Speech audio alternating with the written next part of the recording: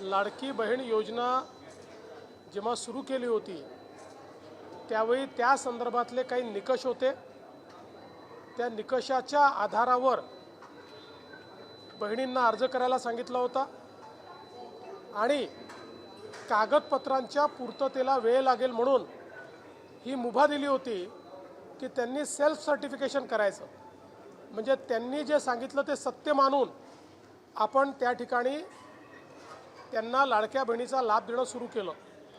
पण अर्थातच आपण ज्यावेळी कुठलाही सरकारी पैसा खर्च करतो त्यावेळी त्याचं CAGचं ऑडिट होतं आणि CAGच्या ऑडिटमध्ये निकषांप्रमाणे अर्ज आहेत की नाही याची माहिती द्यावी लागते आणि म्हणूनच योजना सुरू झाल्यानंतर आपण त्याचं KYC सुरू केलं आणि वेगवेगळे जे डेटाबेस होते त्याच्याशी कंपॅरिझन सुरू केलं, ज्याच्यामध्ये इन्कम टॅक्स विभागाकडनं आपण माहिती घेतली, सरकारचे जे काही कर्मचारी आहेत त्यांचं जिथनं पेमेंट होतं त्या पोर्टलमधनं आपण माहिती घेतली, जो काही आपला परिवहन विभाग आहे याच्यामध्ये मोटरची ओनरशिप कोणाकडे आहे 4 व्हीलरची याच्या डेटाबेसची माहिती घेतली, रेशन कार्ड याच्या डेटाबेसची माहिती घेतली आणि ही सगळी माहिती आपण ज्यावेळेस कोलेक्ट केली त्यावेळी असं लक्षात आलं की 5 लाख लोक असे आहेत ज्यांच्या घरी सरकारी नोकरी आहे, 14,000 तर पुरुषच निघाले, जवळपास 10 लाख असे निघाले की ज्यांचं उत्पन्न 2.5 लाखापेक्षा जास्तीचं आहे। अशा वेगवेगळ्या डेटाबेसमध्ये जे लोक अपात्र झाले त्यांना आपण अपात्र केलेलं आहे। त्यासोबत आपण हे सांगितलं होतं KYC करून घ्या, म्हणजे जे काही माहिती तुम्ही सादर केलेली आहे ती आत्तापर्यंत सत्य मानण्यात आली आहे, आता त्याची कागदपत्र द्या। पण मोठ्या प्रमाणात KYC झाली नाही।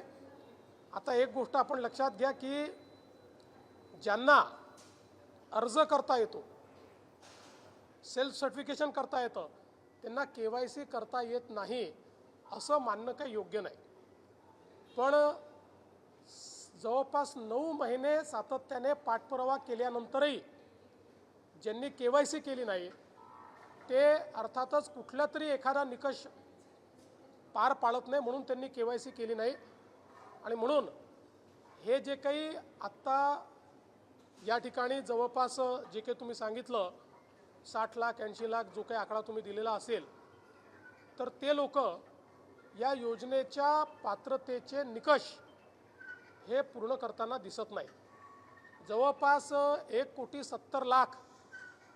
1,70,00,000 महिला, थोडं आकडा कमी अधिक असेल 3-4 हजार ने, पण 1,70,00,000 महिला ज्या आहेत या निकष पूर्ण पार करतात, त्यांची KYC झालेली आहे, त्यामुळे त्यांना लाडक्या बहिणीचे पैसे मिळतच राहतील। ज्यांनी KYC केली नाही त्यांना आता आम्ही पैसे देणार नाही, पण त्यांनी दिलेले पैसे आम्ही वसुली करणार नाही। मात्र 14,000 ज्या पुरुषांनी पैसे घेतलेले आहेत त्यांच्याकडनं मात्र पैसे हे वसूल केले जातील। त्यामुळे नीट सायंटिफिक प्रोसेसने या सगळ्या गोष्टी केल्या आहेत आणि आजही यांच्यापैकी कोणी जर KYC करणार असेल तर आम्ही विंडो ओपन करायला तयार आहोत आणि त्यांना लाभ द्यायला तयार आहोत। आजही ज्यावेळेस आपण जेवढ्या लाडक्या बहिणींना लाभ देतो देशातल्या कुठल्याही योजनेपेक्षा आजही सर्वात मोठी योजना ही महाराष्ट्राची आहे। आजही देशामध्ये एवढा लाभ 1,70,00,000 कुठलंच राज्य देत नाही जे महाराष्ट्र देत आहे।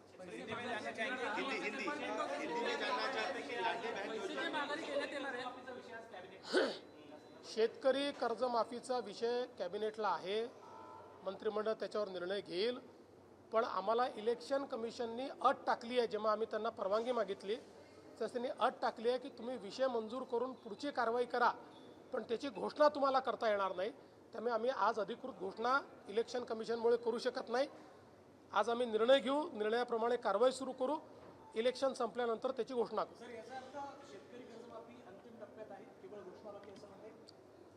घोषणा ही तर मला असं वाटतं औपचारिकता आहे.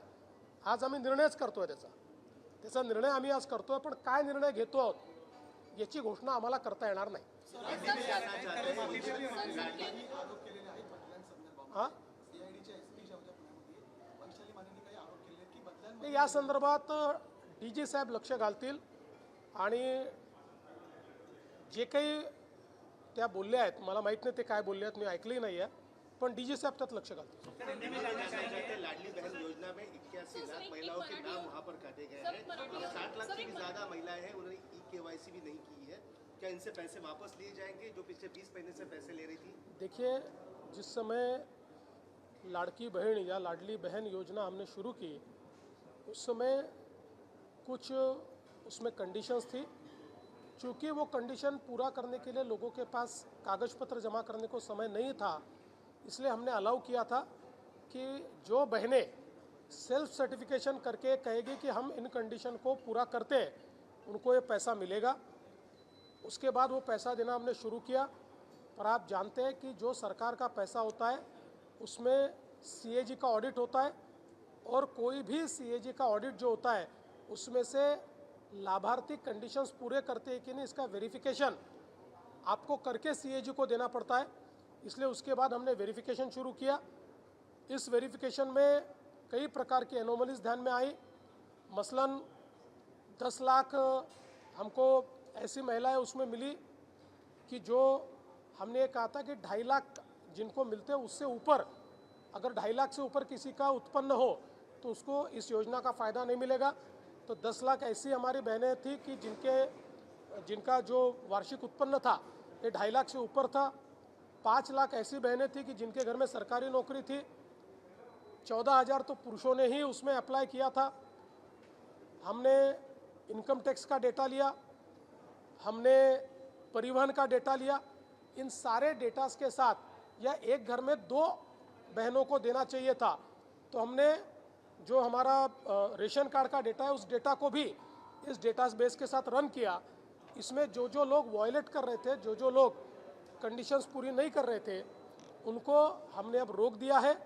साथ साथ हमने KYC करने को कहा था. 9 महीने तक लगातार हम लोगों ने नोटिसेस भेजी, लगातार कहा, एक्सटेंशन दिया, फिर भी जिन्होंने KYC नहीं किया, इसका मतलब यह है कि कोई ना कोई कंडीशंस में वो नहीं बैठते. इसलिए ऐसे लोगों का अभी जो हम लोग उनको पैसा देते तो हमने बंद किया है. उनमें से कोई अगर आगे भी KYC करेगा तो हम उसको पैसा देंगे, लेकिन अब इसको हमने इस पर फ्रीज़ किया है. और साथ साथ ये भी फैसला किया है, इनमें से किसी के भी पैसे वापस हम वसूलेंगे नहीं. केवल जो पुरुषों ने महिलाओं के नाम पर पैसा लिया है वो वसूला जाएगा. और मैं ये भी बताना चाहता हूँ, 1,70,00,000 महिलाओं की सारी कंडीशन फुलफिल हो गई है. उनको पैसा मिलते ही रहेगा, योजना कभी बंद नहीं होगी. और आज भी देश में अलग अलग राज्य जो योजनाएं चला रहे उसमें आज भी सबसे बड़ी योजना ये महाराष्ट्र की योजना है और ये चलते रहेगी.